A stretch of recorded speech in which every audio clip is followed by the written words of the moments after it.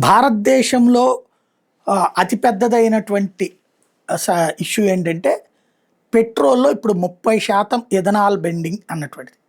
పెట్రోల్‌లో ethanol కలపడం ఇంతకుముందు 5% తర్వాత 10%, 20, 30 మన వ్యవసాయ ఉత్పత్తుల నుండి తయారు చేస్తున్నటువంటి ఎథనాల్‌ని పెట్రోలు, డీజిల్‌లో కలుపుతున్నారు.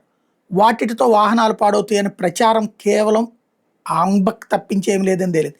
ప్రపంచ దేశాల్లో కూడా జరుగుతోందన్నటువంటిది తేలింది. ఇప్పుడు హయ్యర్ ఎథనాల్ బ్లెండెడ్ పెట్రోల్ వచ్చేటప్పటికి E22, E25, E27, E30లో మిక్స్ చేయడానికి రెడీ అయ్యారు.